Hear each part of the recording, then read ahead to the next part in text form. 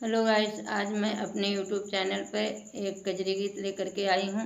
मेरा कजरी गीत कैसा लगेगा गाइस, लाइक करना, सब्सक्राइब करना, कमेंट बॉक्स में ज़रूर बताना। राधे राधे, जय श्री कृष्णा। समना भदौआ नीति आन्ही अरिया रे, नीति आन्ही अरिया, सैया बिना रहलो न जाई रे सांवरिया, सैया बिना रहलो न जाई रे सांवरिया।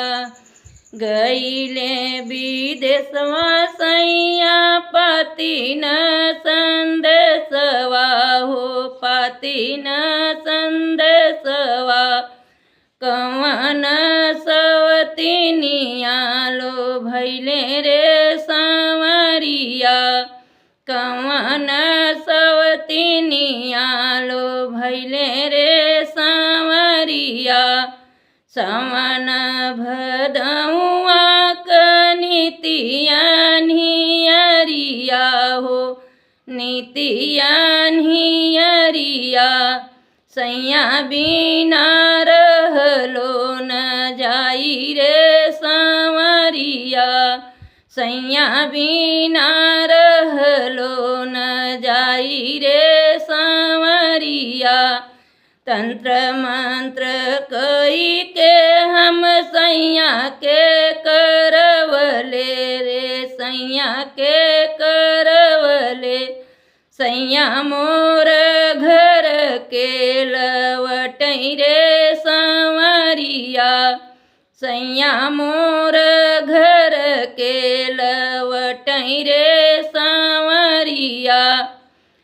सवना भदौआ नीति आन्ही अरिया रे, नीति आन्ही अरिया, सैया बिना रहलो न जाई रे सांवरिया, सैया बिना रहलो न जाई रे सांवरिया।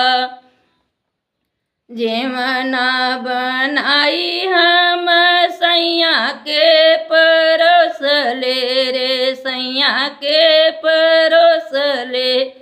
सैया मोर मुहवा न बोलै रे सांवरिया, सैया मोर मुहवा न बोलै रे सांवरिया। हाथ जोड़ी विनती करली तिरियवा, करली तिरियवा। कवन कसूरवा हम कैले रे सांवरिया, अरे कवन कसूर हम कैले रे सांवरिया। सवना भदौआ नीति आन्ही अरिया रे, नीति आन्ही अरिया, सैया बिना रहलो न जाई रे सांवरिया, सैया बिना रहलो न जाई रे सांवरिया।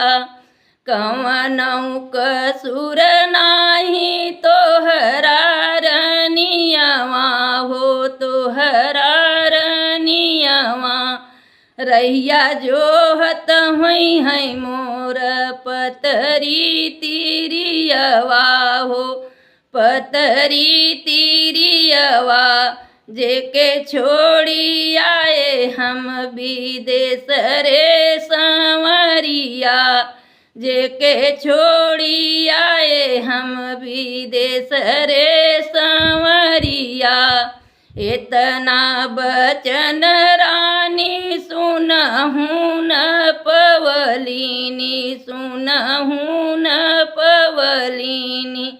पीटी पीटी जनवा निकाली रे सांवरिया, पीटी पीटी जनवा निकाली रे सांवरिया।